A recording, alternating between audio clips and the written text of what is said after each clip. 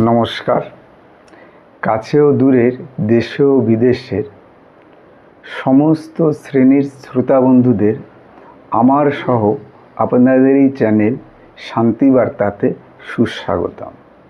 আজকের ভিডিওর থাম্বনেল দেখেই আপনারা বুঝতে পেরেছেন আজকের আলোচনার বিষয়বস্তু কী।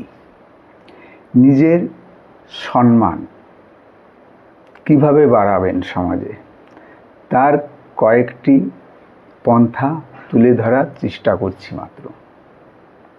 প্রথমত, নিজেকে সৎ এবং সঠিক পথে পরিচালনা করতে হবে।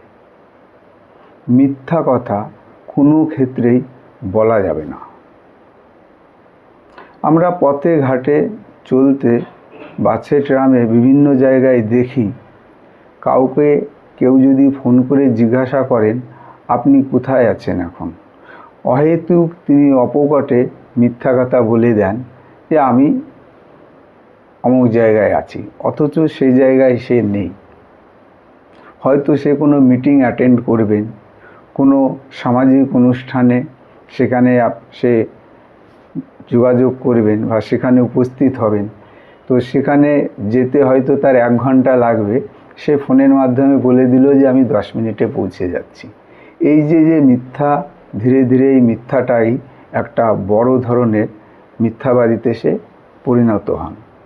সুতরাং নিজেকে মিথ্যার সঙ্গে বা মিথ্যা কথা বলাই যাবে না, কোনো মিথ্যা কাজ বা আচরণের সঙ্গে জড়ানো যাবে না। তাহলে সমাজের চোখে বা সংসারের চোখে আপনি একটা মিথ্যাবাদীতে রূপান্তরিত হবেন, কেউ আপনাকে প্রকৃত সম্মান বা দাম দেবেন না। নিজেকে কোনো ক্ষেত্রেই ছোট করা যাবে না।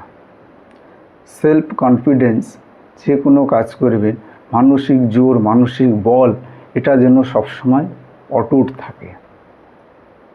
আপনার ভেতরে যে সুপ্রিম পাওয়ার শক্তি আছে সেটা যেন হারিয়ে না যায়।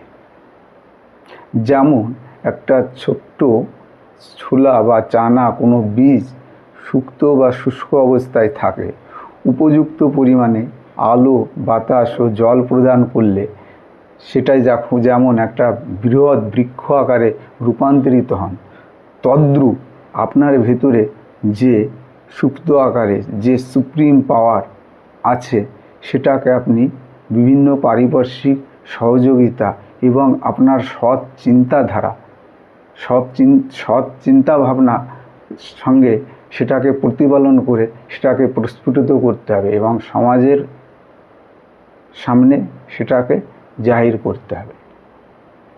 নিজের সিদ্ধান্তে অটুট থাকবেন। জানবেন মন থেকে যে সিদ্ধান্ত নেবেন সেটা মনের আপনার কনফিডেন্টটা যদি ঠিক থাকে তাহলে অসম্ভবকেও সম্ভব করা সম্ভব। একটা অসম্ভব জিনিসও আপনি সম্ভব করতে তখনই পারবেন যখন আপনার মনের সিদ্ধান্তটা অটুট থাকবে, মনের জোরটা পর্যাপ্ত পরিমাণে থাকবে। তো মানসিক দিক দিয়ে কোনোভাবেই ছোট হলে হবে না, তাহলে সমাজের সহ সংসারের প্রতিটা মানুষের ক্ষেত্রেই সামনেই আপনি ছোট হয়ে যাবেন। নিজেকে কথার মাধ্যমে নয়, কর্মের মাধ্যমেই প্রতিষ্ঠিত করার চেষ্টা করুন। আপনি জানবেন আপনার কথা থেকে আপনার কর্মেই আপনি জয় করতে পারেন। অতএব কর্ম সঠিক সময় সঠিকভাবে মনোযোগ সহকারে করে যেতে হবে।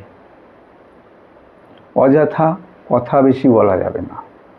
সংসার বা সমাজ বা কর্মক্ষেত্রে যেখানেই হোক অপ্রয়োজনীয় অহেতুক বার্তালাপ থেকে নিজেকে বিরত রাখতে হবে।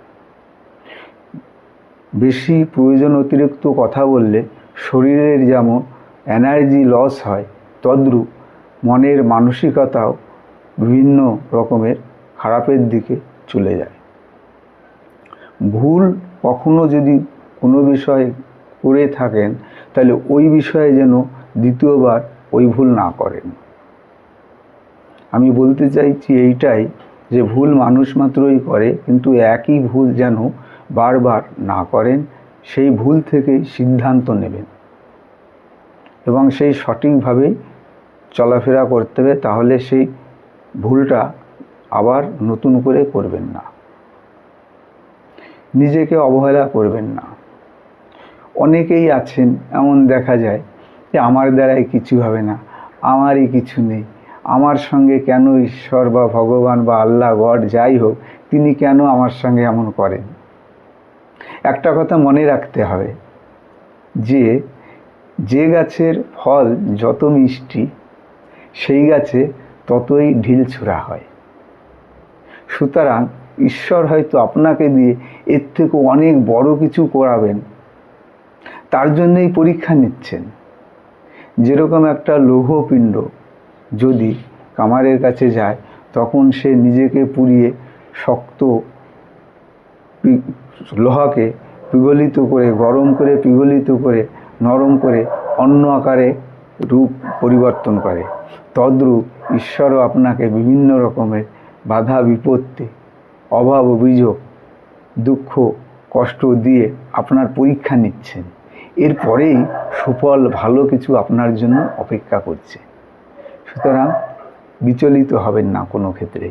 আপনি যদি বিচলিত হন এবং সামাজিক পারিপার্শ্বিক লোক যদি আপনাকে দেখে বুঝতে পারেন যে এনার মনটা সবসময় বিচলিত এবং এনার সেলফ কনফিডেন্স একদমই নেই, এনাকে দিয়ে কোনো ভালো কাজ হবে না, তখন তারাও আপনাকে অবহেলার চোখে দেখবে এবং আপনার থেকে দূরত্ব বাড়িয়ে নেবে। অন্যায়কে কখনই প্রশ্রয় দেওয়া যাবে না এবং যতটা পারবেন কোনো অন্যায়ের সঙ্গে নিজেকে নিযুক্ত করবেন না। ভুল থেকে শিক্ষা নিতে হবে। তো এই যে কয়েকটি বিষয়ে আলোচনা করলাম, এগুলি যদি আমরা সবাই মেনে চলতে পারি, আমাদের ছেলে মেয়ে বা আমাদের আত্মীয় স্বজন ছোটো যারা আছেন তারাও আমাদের দেখে শিখবে। সুতরাং আমাদের মনটা সেইভাবে দৃঢ়তার সঙ্গে যে কোনো কাজ করতে হবে এবং সমাজে প্রতিষ্ঠিত হতে হবে এবং আমাদের দেখে ছোটরা যাতে উদ্বুদ্ধ হয় সেদিকে খেয়াল রাখতে হবে। সবাইকে নমস্কার জানিয়ে আজ এখানেই সমাপ্তি প্রদান করছি। নমস্কার।